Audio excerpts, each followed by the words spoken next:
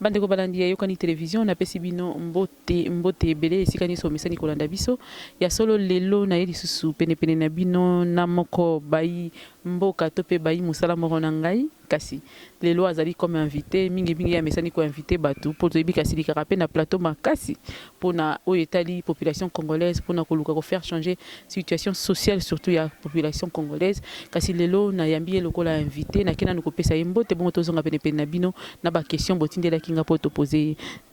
Bonjour Ndeko John. Mbote na omona Congo.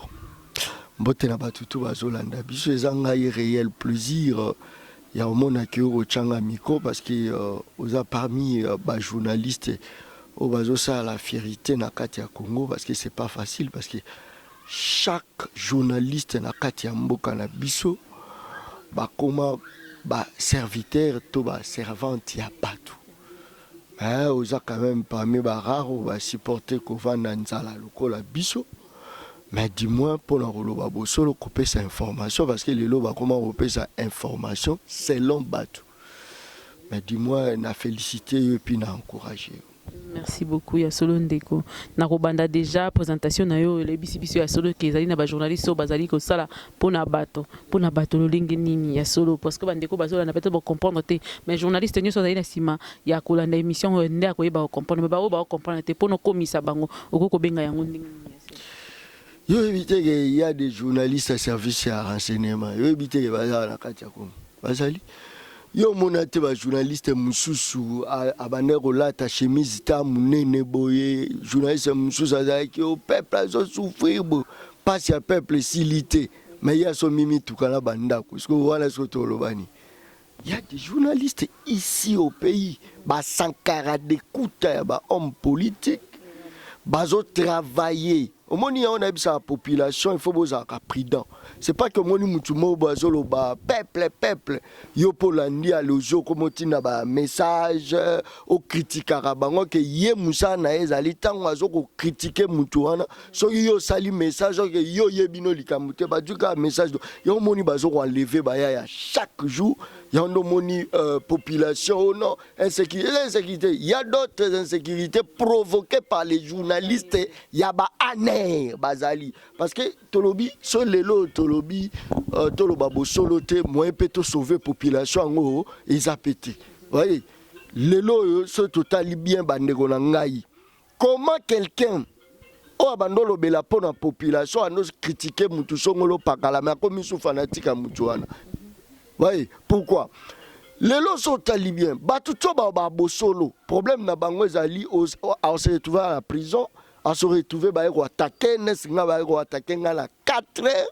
na présence même ya mwana o ya ngai ba betio ba toboli yo nzoto mobima mais bango ba tobola bango tendeni après lobi akomi na mutuka lobi akomi bien alors tant to landelela kango na sesende to comprendre que abaya ya oyo ba memara biso na danger or bango baza protégé par car ba même batouana donc baza na service ya batouana donc bazo kosa biso exactement madame donc na kati ya Congo moko moye bongezate pourquoi parce que tout le monde est au service du mal na ba journaliste na ba opposant na bana muto azala souci que changement yezate muna muto azo kipe changement na kwena alobeli peuple na suka na ngwa olobake no ezali na ngo peuple te ezali ke no mwana tata mwasa banobela mais c'est ça siko pona na kolanda yo nazo sosola ya solo ete ba opposant nyonso bazali na ya solo ya malamu te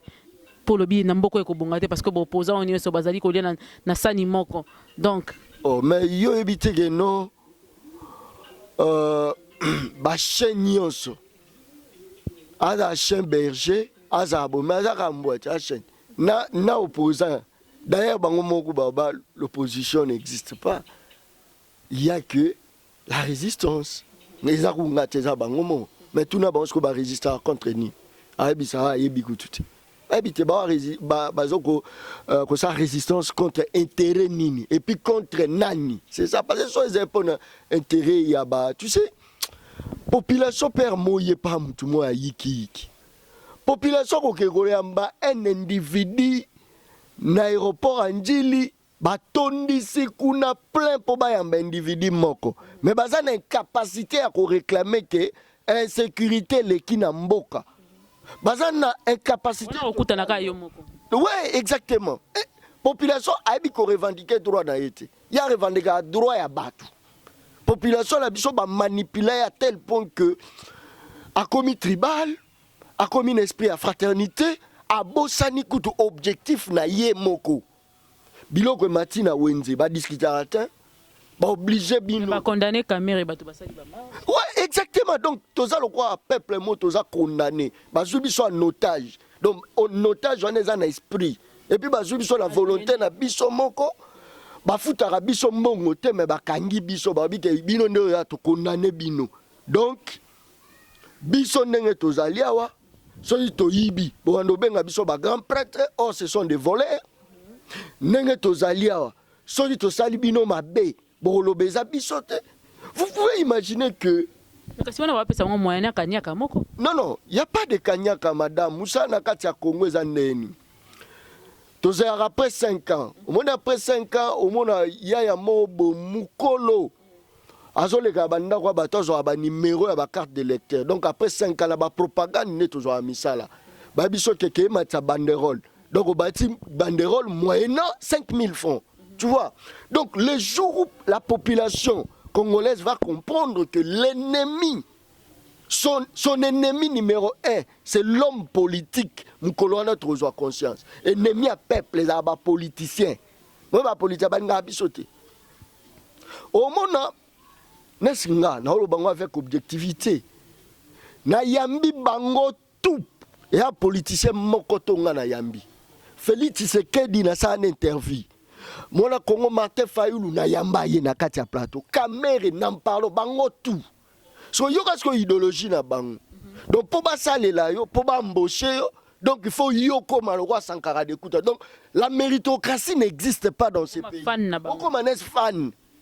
Au vendre pe boyeto qui appelle les yeba bi pour la musala na donc tu mérites aux à la place pour la défense yo zala na pour défense aux à la défense mais ba osé là yo que tant on a position de faiblesse qui côté ça demande d'emploi oh ba tu le crois biso na ko se réduire jamais parce que ngane nazala mokonzi ya ministre na mokonzi ya député na mokonzi ya président de la république na mokonzi na bango ba mandataire wana parce que so le lot décider to voter yoté o comme place wana té donc ba tu le roi biso toza censé ya ko résister même na nzala toza na censé ya ko résister na nyonso parce que bandeko na biso o to bengani ba politicien bazo sunga mboka na eloko té madame. Merci beaucoup ya solo bazo sunga mboka na eloko te likambo esala ka pasi mingi komona ete bato bakei kelasi basisi kelasi otangi na pasi koliti okomi na niveau okomi pono na ko soutenir mutu moko boye atika la seko na seko po yo zora $100 to $200 ti mokoloni ni mboka we ko bunga kaka ndenge na lobaka mingi changement yango to ko vivre yango to vivre yango te kasi na bosolo nyonso na yebi que na ye pa na yo parce que lobaka ya solo bosolo na landa pe émission na yo et puis ezalaka vraiment je vous félicite pour ça sincèrement ils a facilité lelo na télévision lelo mona mutazo loba droit aux yeux azota la caméra zo cité o esengeli na ya cité kasi yebisa biso changement promis par le président de la République qui osali ko ressentir yango tozali ko ressentir yango te ni no ezo marcher te parce que jusque là tozo kamwa ya solo tozo vivre na mboka oyo biloko ndenge ezo matata lope makamone so ndenge ezo leka yo moni ya solo changement to teto état des droits moni yango déjà peine esika non au moni po ba que changement ezali que ne pas fonctionner ah des pas fonctionner so ngoy ba so changement ça que n'est pas enseignant so ngoy ba so changement ezali que n'est pas policier. Madame, le président de la République n'a pas besoin de communicateurs pour communiquer que changement est non. Les communicateurs n'a pas la population où il y a la bolamu, bénévolement. Bako sepele za lwa match esenga kuteke nga John Kabamba na leka non changement ezali. Au moins zo tuna ngango parce que yebi ke changement ezate. Pour ce changement ezala ko ngo tuna ngaite. Peut-être yo moni on ngambo na biso to moni. Non, ngamu na ngande ni na katsa ngamu na ngai biso tutozo mona. Donc maman matembelo azolanda ngai. Yepe na compte na FAE ba na parce que ça secteur par secteur. Il faut mutu nyonso toi se retrouver na secteur na. Mais mekala on tuna bango. Maman ndunda Maman Matembe, le chauffeur, est-ce que changement ezali? Parce que changement, non, bango, le pouvoir politique, c'est le pouvoir par la parole. Tu peux en décider na liloba, on peut changer. Zoropan, lelo kende na banzela, tracasserie za makasi. Lelo kende na ba wenze, romona kende même na ba frontière, okuta ba barrière na ba barrière, moi biloko kote zati. Na mboka lokola ya biso o pauvreté za makasi. Ba biloko a première nécessité ko futa jamais taxe. Na lobango nazo belela, ba ko futa te me bazo kati. Et puis taxe to futa ke profita banani parce que changement za la raté. Donc ba mongo biso to mona ke zo bunga, neza ba mongo na biso ba taxe. Mais pourquoi alors taxe en ezala? Pendant que vous êtes en train de gérer pour l'intérêt de la nation, mais taxes les allaient ont profité de détournement. Ils ont raté ma somme à détournement.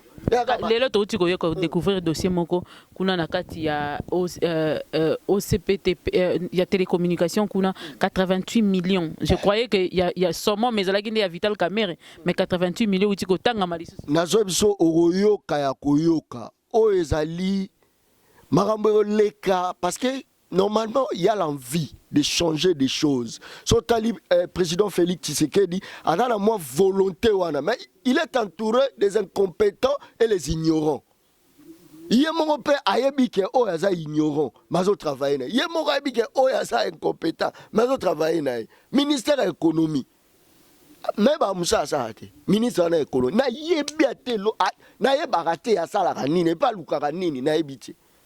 Ministre du commerce extérieur, na yebite musani asala. Comment na kati mboka na biso un étranger aye amatisi pe biloko ba autorité na biso ba yebi mais ba sale logote. Yo ko sale logo anoke sala na Nigeria. Na Nigeria ka awa, Nigeria première puissance africaine ezala Nigeria. Kendeka ke sa plaja. Ozuka même Nzembu ya Fali Ipupa. Hein? Ozu yango sale yango okopie yango ba okangayo. Bango ba permettre te camara librement parce que bango kuna ba permettre que bosa na bino plaza ya ba ya makambu ya mboka mosusu mais ba biloko mboka la biso il faut protéger mais nous ici mais c'est grave so tali bien la kati ya mboka la usine oya bato basala ba plaza nyonso oya ba pirate nyonso ezara mingi ba ndeko na biso ba libanais mais exactement c'est parce que nous n'avons pas des investisseurs sérieux tous ça ba investisseurs moins sérieux na mboka la biso tu sais muko tozo ba dirigeant moko ya bien ba investisseur a bien ba oya yo kezo investisseur libanais mais ça est l'autre au monde ya rochela pharmacie mais la sima pharmacie ça ane ba cop mususu mais millionnaire tane mutu roi Jamal. Jamal tina mwana na ngai ya mwana nga 6 ans. Azobisanga papa pourquoi Jamal ma comme ça? Mwana nga mutu azobisanga que Jamal ma. C'est yé moko landi ole keza mukola résumé que Jamal a lukuta mais l'enfant mwana mukenda azobisanga que Jamal ma. Et pas so menti pendant que biso nyonso toyebi que Jamal a sali 52 ans na mboka o ezali pays mo francophone mboka o tolobaka lingala mais Jamal a zo biso moi connais pas français moi connais